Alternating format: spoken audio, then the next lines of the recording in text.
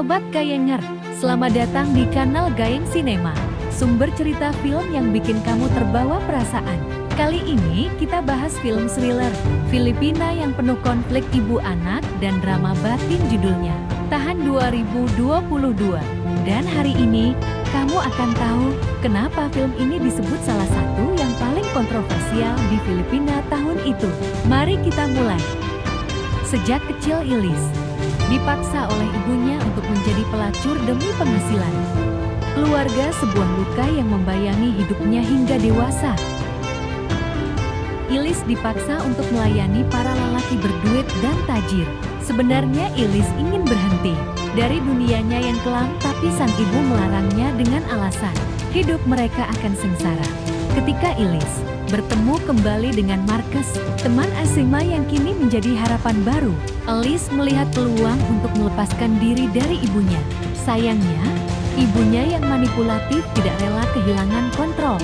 Alih-alih membantu, ia justru menjerat Ilis lebih dalam, membuat usahanya untuk keluar dari dunia hitam semakin sulit. Ketegangan memuncak ketika Ilis berada di persimpangan antara cinta, kebebasan, dan perang batin. Ia berusaha keras melepaskan diri dari belenggu masa lalunya. Film Tahan bikin kita berpikir, apa jadinya kalau orang yang paling dekat adalah penyebab penderitaan? Ilis menunjukkan bahwa keberanian bisa muncul dari rasa sakit terdalam. Kalau kamu juga merasa tergugah, tulis opini kamu di kolom komentar ya. Jangan lupa klik like dan subscribe untuk video alur cerita film lainnya. Sampai ketemu lagi, dan ingat, terkadang keberanian sejati adalah berani memilih hidup di jalan yang benar. Salam Gayenger.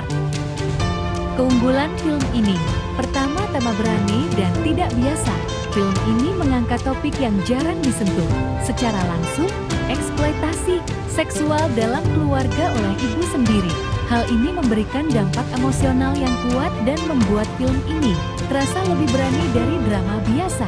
Kedua, akting Kla Baratow yang kuat. Pemeran utama, Kla Baratow, berhasil membawakan karakter Ilis dengan penuh rasa sakit, takut, dan tekad. Emosinya terasa nyata dan bikin penonton ikut terhanyut. Ketiga, penuh emosi dan konflik internal.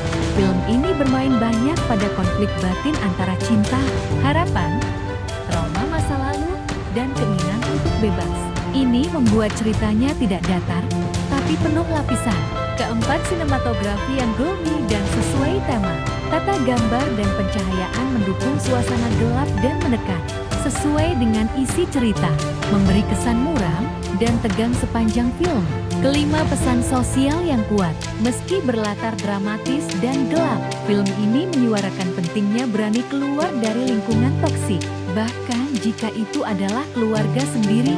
Kekurangan film ini, pertama, penyampaian cerita terlalu dramatik. Beberapa adegan terasa terlalu teatrikal atau dilebih-lebihkan, sehingga bisa membuat sebagian penonton merasa janggal atau kurang realistis. Kedua, durasi terasa lambat di tengah film. Ada bagian di tengah film yang berjalan lambat, dengan banyak dialog tanpa pengembangan konflik yang berarti. Ini bisa bikin penonton kehilangan fokus. Ketiga, karakter pendukung kurang kuat. Selain Ilis dan ibunya, karakter lain seperti Marcus atau adik Ilis terasa kurang digali. Ini membuat dunia Ilis tampak sempit dan kurang berlapis. Keempat, dialog kurang natural di beberapa bagian. Terdapat beberapa dialog yang terasa dipaksakan untuk menyampaikan pesan moral, sehingga mengurangi kesan natural dari alur ceritanya. Kesimpulan, film Tahan 2022 adalah drama gelap yang menyayat hati, cocok untuk penonton yang menyukai konflik emosional dan tema sosial berat. Meski tidak sempurna secara teknis, kekuatan ceritanya cukup untuk meninggalkan kesan mendalam.